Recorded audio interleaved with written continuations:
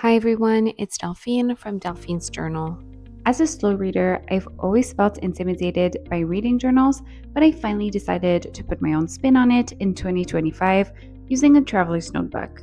So let's set up this reading journal together. First up is my cover page, which I made super simple by writing my 2025 reading journal and by adding some stickers and washi tape. Before we dive in the actual spreads, I wanted to note that even though I'm adding some stickers, washies, and paper scraps, this step is entirely optional. Alright, so the first spread I included in my 2025 reading journal is a reading tracker. I've been adding a similar layout in my annual setup for years at this point, and this one was inspired by Lila Journals. I started to draw the outline of my tracker with a fine liner, making sure to occasionally remove pressure from the ruler to add a broken line effect. I corrected some of the mistakes I did along the way with a white gel pen. This is a great trick if the paper is crisp white, just like this traveler's notebook is. I repeated the process inside the rectangle I had drawn in order to fill it in later with a colored pen. I personally view this spread almost as an overview of the books I'm reading in an entire year. I think it's really fun to look back at this spread and look at all of the books I've read, the authors, the ratings I give them, all in one place. This works great for me, but if you read more than I do, you might want to focus your tracker strictly on the number of books you read, and then you can color the boxes as soon as you finish a book. I'm so happy with the way that these reading trackers have turned out because, as you will see, I have made 2 pages of these. Yes, I'm very optimistic for 2025. This leads us to our second spread, which is a books to read, also known as a TBR. This is a super popular spread that I've also been including in my annual bullet journal setup for years at this point.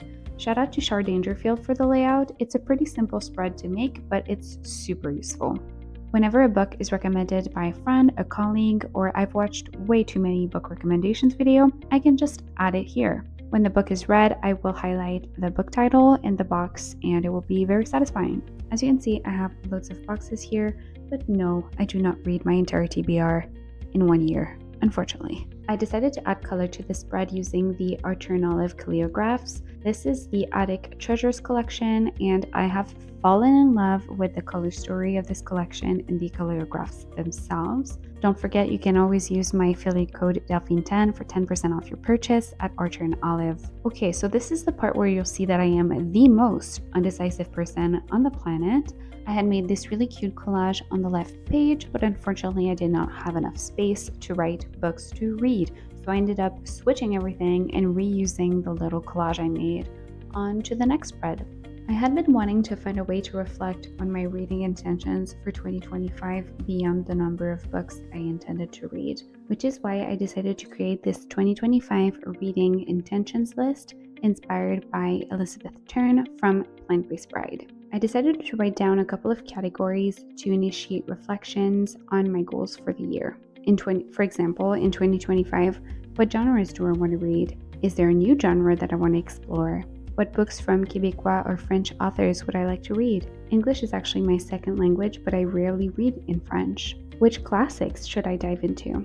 I hope filling this spread will work in conjunction with my TBR and expand a little bit my reading horizons. For my last spread, I decided to create a favorite spread inspired once again by Elizabeth Turn. I don't know yet if I'll be filling it throughout the year or if I'll wait until the end of the year to do a recap, but what I do know is that it will be great to look back on. I used the same layout style as my 2025 reading intentions because I thought it would look good as a pair, very cohesive. Here are the categories I included: my favorite quote, book, ending, couple, character, writing, setting, concept. Yes, I know I have a typo. I wrote setting twice, but this is not what I meant. And the last 2 categories are actually really fun and not favorites at all. They're the worst book and the worst writing. This actually concludes my 2025 reading journal setup. As always, if these particular spreads do not work for you, do not hesitate to modify them or do new spreads altogether. To me, that's the beauty of bullet journaling. You get to customize your notebook to fit your needs, to experiment, to get inspired by the community, but ultimately you decide what works for you. I hope this video inspired you to get out of your comfort zone, try new things, and perhaps make your own reading journal. Let me know your thoughts in the comments and see you in the next one. Bye.